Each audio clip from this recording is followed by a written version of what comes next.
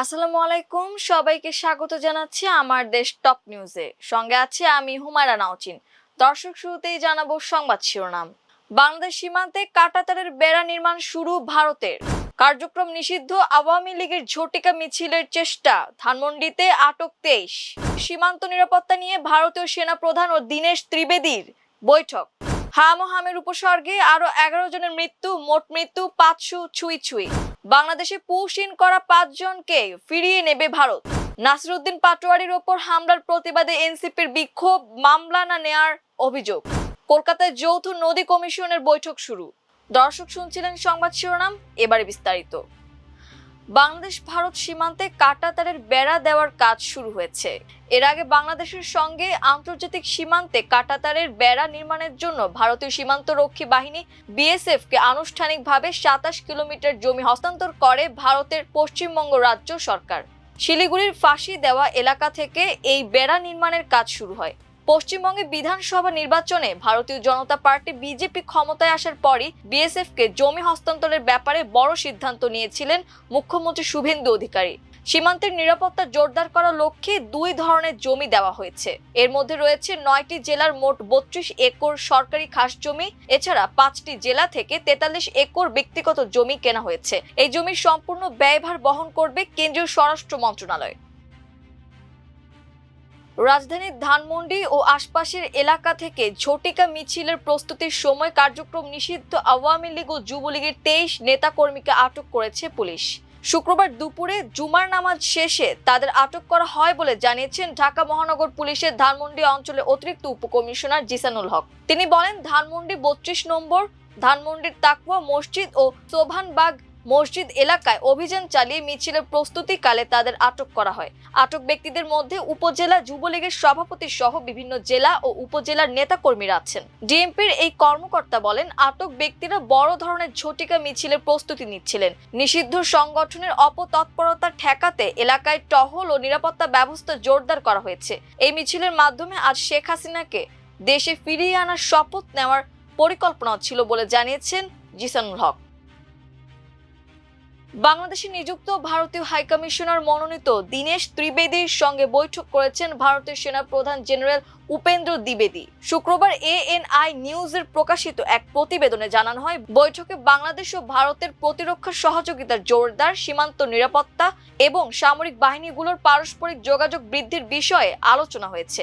ভারতীয় সেনাবাহিনীর অতিরিক্ত জনসংযোগ পরিদপ্তর সামাজিক যোগাযোগ মাধ্যম এক্সে দেওয়া এক পোস্টে জানায়, বাংলাদেশে ভারতের হাইকমিশনার হিসেবে দায়িত্ব নিতে যাওয়া দীনেশ ত্রিবেদী সেনা প্রধানের সঙ্গে সৌজন্য সাক্ষাৎ করেন। বৈঠকে 2 দেশের প্রতিরক্ষা সম্পর্ক আরো শক্তিশালী করার বিষয়টি গুরুত্ব পায়। প্রতিবেদনে বলা হয়, ভারত ও বাংলাদেশের মধ্যে চলমান কূটনৈতিক ও কৌশলগত যোগাযোগের অংশ হিসেবেই এই বৈঠক অনুষ্ঠিত হয়েছে। বিশেষ করে সীমান্ত সমন্বয় ও আঞ্চলিক স্থিতিশীলতার বিষয়গুলো আলোচনায় গুরুত্ব পেয়েছে।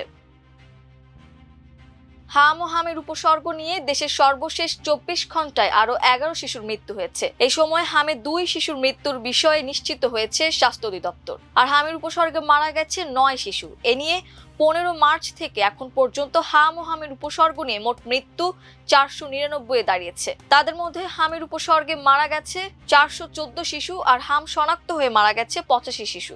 শুক্রবার স্বাস্থ্য অধিদপ্তরের হাম বিষয়ক নিয়মিত প্রতিবেদনে এ তথ্য জানানো হয়। এতে বলা হয়, গতকাল বৃহস্পতিবার সকাল 8টা থেকে আজ শুক্রবার সকাল 8টা পর্যন্ত সময়ে এসব শিশুর মৃত্যু হয়েছে। প্রতিবেদন অনুযায়ী এ সময় সারা দেশে আরো 1261 শিশুর শরীরে হামের উপসর্গ দেখা দেওয়ার তথ্য পাওয়া গেছে। 15 মার্চ থেকে এখন পর্যন্ত হামের উপসর্গ দেখা দেওয়া রোগীর সংখ্যা দাঁড়িয়েছে 60,540। স্বাস্থ্য অধিদপ্তরের তথ্য মতে সর্বশেষ 24 ঘন্টায় 54 জনের হাম শনাক্ত হয়েছে। তাদের নিয়ে 15 মার্চ থেকে এ পর্যন্ত দেশে মোট 8,329 শিশুর হাম শনাক্ত হয়েছে। বাংলাদেশে গত বছরের জুনে পুশ ইন করা 5 জনকে ফিরিয়ে নেবে ভারত। এরপর তাদের ভারতীয় নাগরিকত্ব যাচাই বাছাই করা হবে। শুক্রবার দেশটির সুপ্রিম কোর্টকে এ তথ্য জানিয়েছে কেন্দ্রীয় সরকার।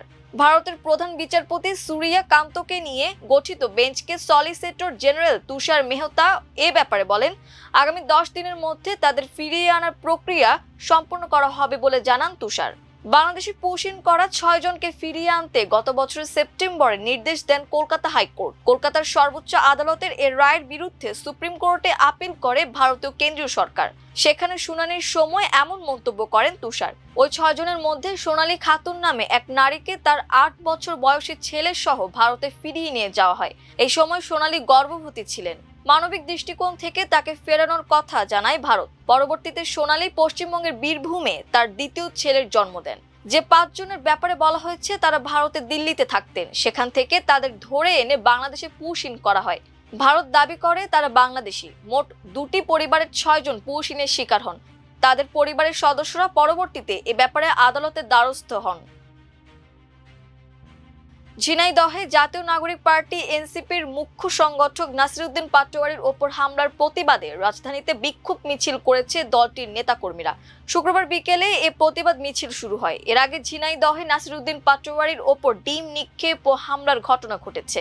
এতে অন্তত 6 জন আহত হয়েছেন। এই ঘটনার সন্ধ্যা পর্যন্ত সদর থানায় অবস্থান করলেও মামলা নেওয়া হচ্ছে না বলে অভিযোগ করেছেন নাসিরউদ্দিন পাটোয়ারি। হামলার ঘটনায় লিখিত অভিযোগ দায়ের করতে ঝিনাইদহ সদর থানায় অবস্থান নেন নাসিরউদ্দিন পাটোয়ারি। এ সময় এনসিপি, বৈষম্য বিরোধী ছাত্র আন্দোলন ও জামাত শিবিরের নেতাকর্মীরা থানার বাইরে অবস্থান নেন। বিকাল সন্ধ্যা 7:15 পর্যন্ত লিখিত অভিযোগ দায়ের করতে ঝিনাইদহ সদর থানায় অবস্থান করেন নাসিরউদ্দিন পাটোয়ারি সহ এনসিপি নেতাকর্মীরা। তবে থানায় লিখিত অভিযোগ দেওয়ার পরেও পুলিশ তা গ্রহণ করেনি বলে অভিযোগ করেছেন নাসিরউদ্দিন পাটোয়ারি। সদর থানার ওসি আসাদুজ্জামান বলেন, নাসিরউদ্দিন পাটোয়ারি থানায় এসেছেন, এখন পর্যন্ত লিখিত অভিযোগ পাইনি। মামলা গ্রহণে এনসিপির অভিযোগের বিষয়ে তিনি বলেন, সার্ভার ডাউন রয়েছে, যে কারণে এখনো অভিযোগ নেওয়া সম্ভব হয়নি। তবে যেহেতু আমলযোগ্য অপরাধ বিষয়ে অভিযোগ, কাজেই অভিযোগপত্র না নেওয়ার সুযোগ নেই। সার্ভার স্বাভাবিক হলেই আমরা অভিযোগ অনলাইনে এন্ট্রি করব। বাংলাদেশ ও ভারত যৌথ নদী কমিশন জেআরসির বৈঠক শুরু হয়েছে। শুক্রবার স্থানীয় সময় বিকেল 4:15টায় কলকাতার নিউ টাউনের ফেয়ারফিল্ড ম্যারিয়ট হোটেলে দুই দেশের প্রতিনিধি দলের সদস্যরা বৈঠকে বসেন। এই বৈঠকে যোগ দিতে বুধবারই কলকাতায় এসে পৌঁছায় বাংলাদেশের 6 সদস্যের এক প্রতিনিধি দল। দলের নেতৃত্ব দিচ্ছেন বাংলাদেশের যৌথ নদী কমিশনের সদস্য মোহাম্মদ আনোয়ার কাদির। ভারতের তরফে নেতৃত্ব দিচ্ছেন কেন্দ্রের পানি সম্পদ উন্নয়ন মন্ত্রণালয়ের এক যুগ্ম সচিব এবং পশ্চিমবঙ্গ সরকারের সেচ দপ্তরের একজন প্রধান প্রকৌশলী। দর্শক, এই ছিল আমার দেশ টপ নিউজে। এতক্ষণ আমাদের সঙ্গে থাকার জন্য অসংখ্য ধন্যবাদ। আল্লাহ হাফেজ।